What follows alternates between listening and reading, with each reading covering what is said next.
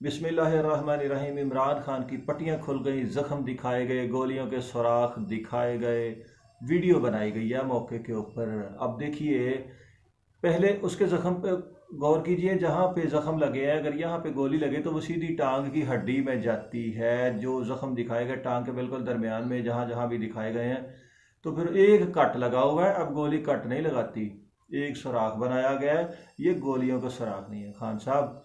उसके बाद देखिए कि गोलियां निकालने की या कोई मेडिकल रिपोर्ट किसी गवर्नमेंट के हॉस्पिटल की नहीं है।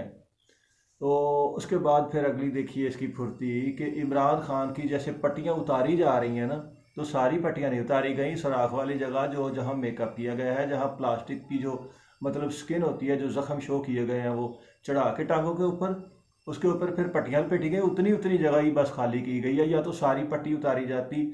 नीचे वो प्लास्टिक स्किन जो वो साफ दिखाई दे रही है, जो मेकअप है या जो कुछ भी है, जो फार्मूला भी है।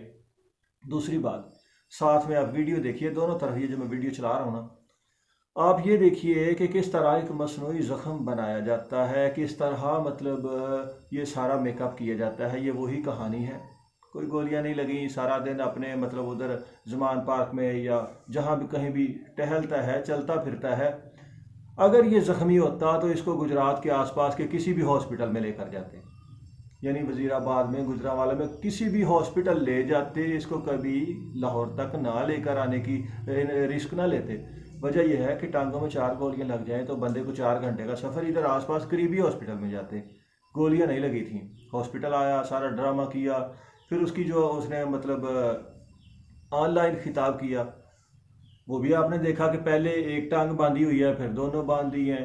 वही कहानी है। वो उड़न घटोला जो एक झूले होते हैं ना, पंगूड़े मेले के ऊपर लगाते हैं, ये वो रंगीला है कि मेले के ऊपर लगाने वाला जो कंटेनर का झूला है ना, इसका कभी किसी हवेली में रात को ठहर जाता है, कभी किसी के डेरे पे पड़ा रहता है। कितने कितने दिनों लॉन्ग मार्च, खज्जल हो रहा है, जलील हो रहा है।